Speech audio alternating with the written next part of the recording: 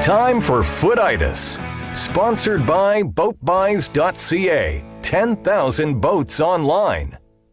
In 1985, Chris Craft took over the Uniflight boat line and continued to market several of their models, including the 38 convertible, which they had renamed the 382 Commander. The following year, Chris Craft redesigned the deck, house, and flybridge, renaming it the 392 Commander. This week on Footitis, we'll take a look at a 1989 model. Stepping aboard, you'll certainly note the spacious cockpit, well suited for relaxing in the sun on deck chairs and handling lines, whether they are the baited or the mooring kind. The coaming is capped in teak, and a decent-sized transom door provides access to the swim platform, where this boat has a dinghy mounted on a roller system.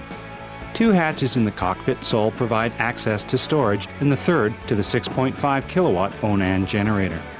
Access to the bridge is via the traditional ladder, not great by today's standards, but functional. The bridge layout is typical for a sport fish or convertible, with the helm seats at the aft edge behind a large helm console with guest seating forward. This is a layout that you either like or not, but the helm position is excellent for backing down into a slip.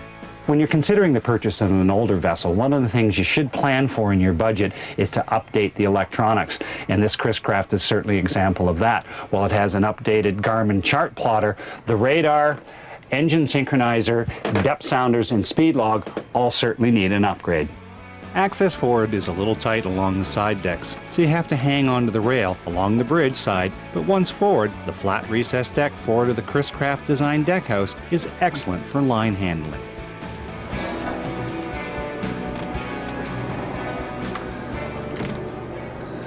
The 392 Commander features a large salon that's great for entertaining, and the layout has a galley down and dinette down. One of the drawbacks in the layout in this boat, however, is there's only one stateroom forward for sleeping, but if you do have guests for the weekend, there is a convertible couch for two. The entire space and cabinetry is finished in a warm traditional teak, a look that I personally love. Seating in the salon is provided by a pull-out sofa to starboard that converts to a berth and two tub chairs to port. The galley and dinette sole is finished in parquet with a hatch in the galley sole for storing bulk items like soft drinks.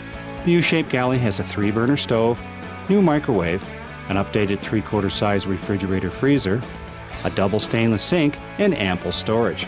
Nicely equipped and laid out for prepping some real meals. The dinette to port is roomy and will comfortably seat 4 for dinner. Why can't we find dining arrangements like this on new boats?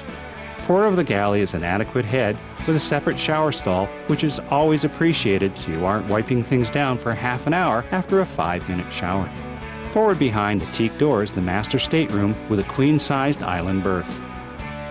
Our test boat's owner spoke passionately about the vessel's attractive lines and excellent seakeeping abilities, commenting that the modified V-hull could handle more punishment than the crew could. Other positive comments covered the build quality of the overall boat and the attention to detail with the interior finishing. Negative comments from the owner included the height of the swim platform off the water and scuppers in the cockpit that were easily clogged with dirt and leaves. Getting underway, the 392 Commander is well-mannered with excellent control around the docks. The hull handles itself well at all speeds, and she cruises nicely at 17 to 18 knots with her standard 454 Crusaders. Chris Craft manufactured the 392 Commander from 1986 through 1990, so there's plenty to choose from in the used boat market. And if you're lucky, you may find one powered with the optional 375 horsepower Cat 3808 diesel that makes this Chris Craft a long-legged performer.